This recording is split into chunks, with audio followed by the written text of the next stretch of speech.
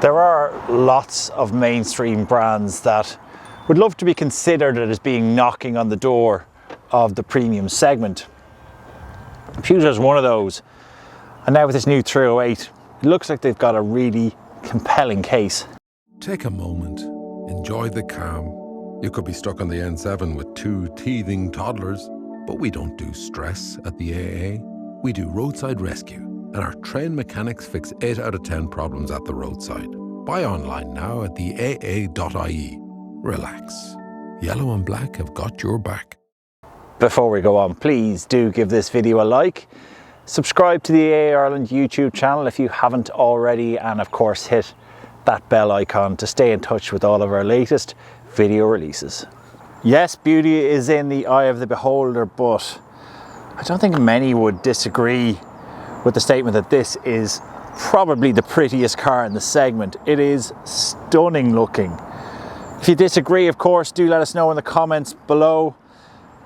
This car does sit a lot lower than before. It's 20 millimeters lower than it was before. That wheelbase is 55 millimeters longer, and overall the car is 11 millimeters longer than it was before. These 18-inch wheels, which feature on the GT spec, feature these clever aerodynamic inserts to bring that CO2 lower again, thanks to better aerodynamics.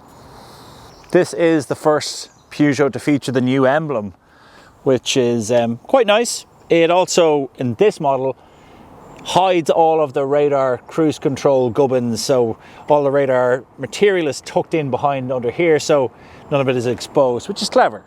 Luggage capacity isn't class leading by any means, 412 litres, which is fine. There's also a small compartment under here which you could put some of the charging cables, but not all of them will fit. Certainly the slower one won't fit in here, so you'd have to leave it rattling around your boot. So it's by no means the biggest boot space, but it's adequate, it's fine.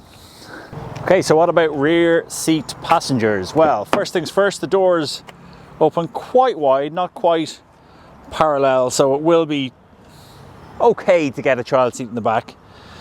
This rear space is pretty decent now. I've moved my seat forward a little bit, and I am both tall and fat, and I am perfectly happy in the back here. Actually, there's quite a well in the seat in front as well, which will help with knee space, so even if that seat was pushed back, I probably would be fine. So it's actually quite a decent place to be in here. I also have 2 USB charging cables as well for the back seats. The 308 plug-in hybrid uses a combination of a 150 horsepower petrol engine with an 81 kilowatt electric motor, and it also has a 12.4 kilowatt lithium ion battery, which is capable of certainly more than 50 kilometers of electric only range. We saw more than that over the course of our week with the car. Time for a tour of the cabin of the 308, and first things first is the quality. The quality has really stepped up from what it was before. The materials used, the plastics, the leather, all feel really first grade, and this is what's particularly impressive about this car. Over in the center we have our 10-inch display infotainment system. There are some virtual buttons. Obviously Apple CarPlay and Android Auto are the main stars of this show. There are some physical buttons down here as well to control some of the air conditioning systems. Gear shifter is a very simple affair. Just put it back for drive, up for reverse, neutral and park. There are various cubby holes littered throughout the cabin. There's one USB-C there, one USB-C there, and 2 in the rear. Decent enough sized glove box. Quality of the materials are really nice, as mentioned, particularly like the stitching that features in the GT model.